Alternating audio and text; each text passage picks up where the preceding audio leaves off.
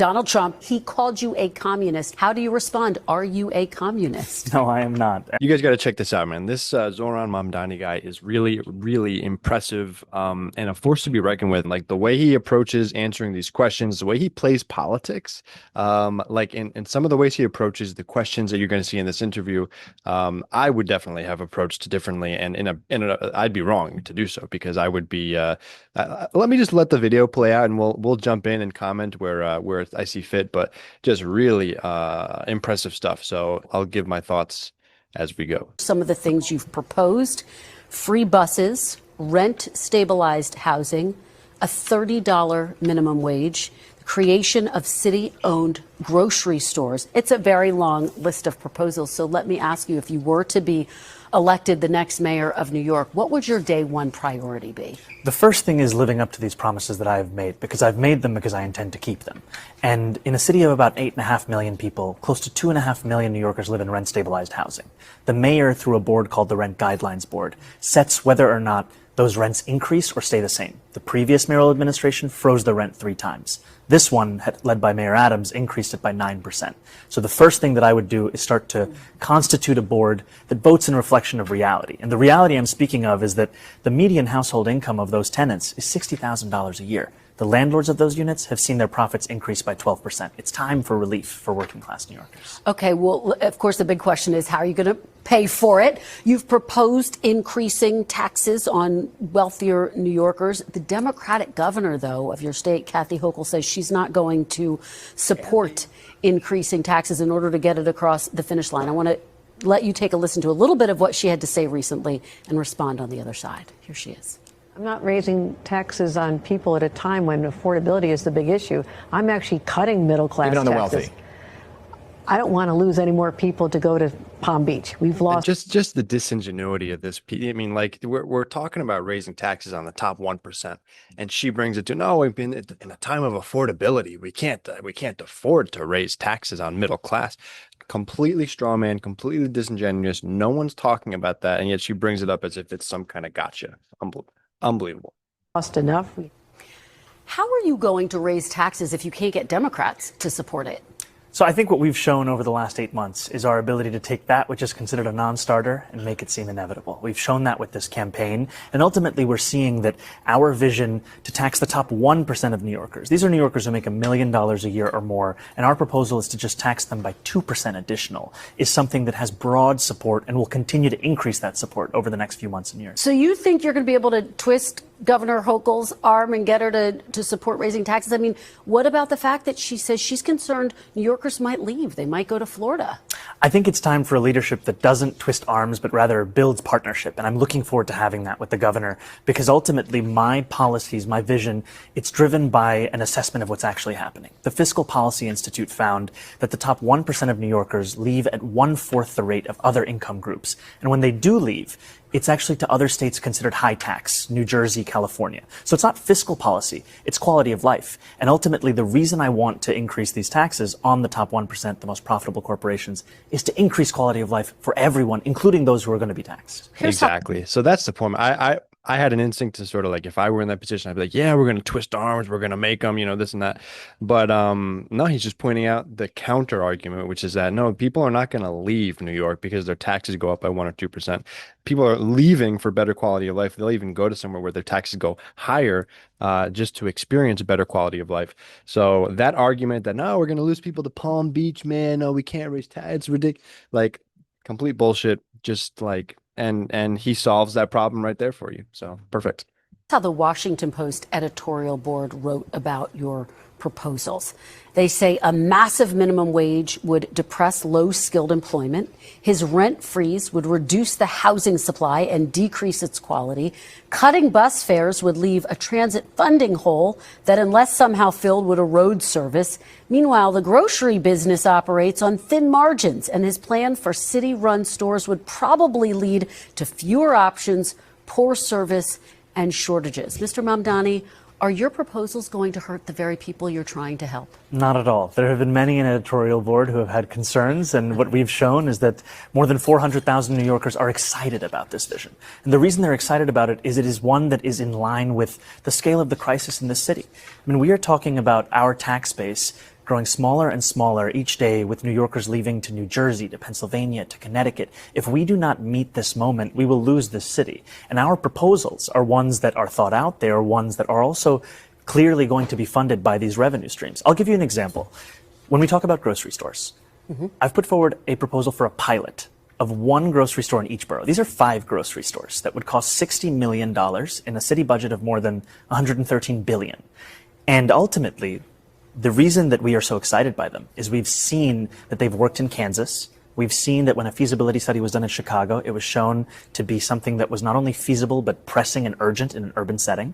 And finally, it costs less than half of what the city's already set to spend on subsidizing corporate supermarkets without any guarantee of cheaper prices, any guarantee of collective bargaining agreements, or that they accept SNAP or WIC. Well, you take me to my next question about grocery stores. Some executives, including one of the top grocery stores owners, Billionaires, threatening to shut down his supermarket in the city. John Catsimatidis, who runs Christie's grocery chain, you're probably very familiar with him. He said this on Election Day, quote, "If the city of New York is going socialist, I will definitely close or sell or move or franchise the Christie's locations." In order to run New York City successfully, as many These people, these assholes, and forgive me, these guys are such blowhard, like low IQ assholes sometimes. So they're freaking out, or like they say, if New York's going to go socialist, first of all, New York's not going to go socialist. It's there. New York already has fully socialized programs, the police department, fire department, streets, roads, like everything. Like, to say that, you know, from one day to another, everything's just going to go socialist. No. So that's ridiculous. And number two, creating the problem that you're projecting, that you're afraid about is going to happen with the policies of this person, of Zohran. But you, before the policies are even implemented, threatening that you're going to do the thing, that would be the result of these so-called like boogeyman policies that are going to drive you out. No, you're just the one that's preemptively causing the problem in the first place, just to support your narrative. So these people are full of shit. They're reactionary scumbags. In some cases, not all cases. Mayor, do you not need the support of a billionaire businessman like John Catsimatidis? I don't know if I need his support specifically, but I want to make clear that my vision for this city is a vision for every single New Yorker, including business leaders across the city. And the reason I say that is that my proposals, even the ones to increase the top corporate tax rate of New York to match that of New Jersey, are ones that would also benefit those business leaders. Because when I have conversations with them, what I also hear is the just how expensive this city is preventing them from attracting and retaining the talent they need to grow their business. And ultimately, I'm looking forward to having those meetings, having those sit-downs to make clear why this vision would benefit all. We went on your website and realized there's a policy proposal that says your plan, and I'm going to quote it for folks, is to shift the tax burden from overtaxed homeowners in the outer boroughs to more expensive homes in richer and whiter neighborhoods. Explain why you are bringing race into your tax proposal. That is just a description of what we see right now. It's not driven by race. It's more of an assessment of what neighborhoods are being undertaxed versus overtaxed. We've seen time and again that this is a property tax system that is inequitable. It's one that actually Eric Adams ran on, saying that he would change in the first 100 days. He's since sought to defend it and lost at every juncture in court. And I understand you're saying we're simply describing the types of neighborhoods that would see these increase in taxes. And yeah, this is where people on the left, I think, go wrong sometimes. It's like we can understand, and Kristen Welker is giving him the benefit of the doubt. Like, we understand this is how you're just trying to describe the thing, and like that's just like the reality of like these neighborhoods happen to be whiter, but just leave that out. Like, language is very important, and you know, the way that something is projected through the language or the way it hits people, like, it just sounds bad. It just sounds like you're racializing it, even though we know you're not necessarily, but inherently you kind of are. So you don't have to include that. You know, maybe you can make some kind of intellectual argument for why you should include that description or whatever. But I would say, just for optics purposes, just leave that out. So that's a mistake on his campaign's part. Don't make it about that. Yeah, so I would say that's a mistake. Yet, by invoking race, do you run the risk of potentially alienating key constituents? I think I'm just naming things as they are. And ultimately, my the thing that motivates me in this is to create a system of fairness. It is not to work backwards from a racial assessment of neighborhoods or our city. Rather, it's to ensure that we actually have an equal playing field. And right now what we see with the property tax system is one that is overtaxing a number of New Yorkers and undertaxing others, and an inability of political will to resolve that. So no plans to change that language on your website? The focus here is to actually ensure a fair property tax system, and that the use of that language is just an assessment of the neighborhood. All right. You are a self-described democratic socialist. Do you think that billionaires have a right to exist? I don't think that we should have billionaires because, frankly, it is so much money in a moment of such inequality. And ultimately, what we need more of is equality across our city and across our state and across our country. And I look forward to work with everyone, including billionaires. I've gone back and forth on this issue, and I've recently come to actually align with Zohran's take. Where, look, when you have access to $1 billion, like when you put that into perspective, that puts you on par with the GDP of some small countries. And, you know, again, I mean, looking at people like Elon Musk or Jeff Bezos or, you know, some of these ultra mega billionaires where they have 100 billion, 200, 300 billion dollars.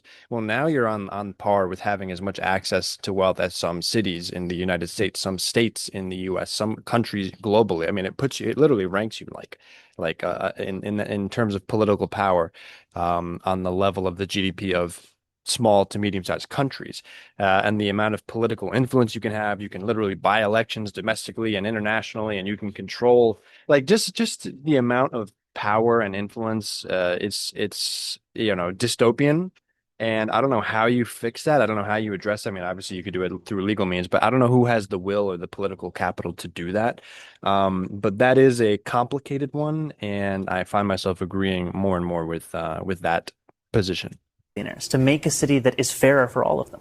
Well, let me ask you about what Donald Trump, the president of the United States, has had to say. He's had a lot to say about your campaign. He called you a communist. Because he's the president, I want to give you a chance to respond directly to him. How do you respond? Are you a communist? No, I am not. And I have already had to start to get used to the fact that the president will talk about how I look, how I sound, where I'm from, who I am, ultimately because he wants to distract from what I'm fighting for. And I'm fighting for the very working people that he ran a campaign to empower that he has since then betrayed.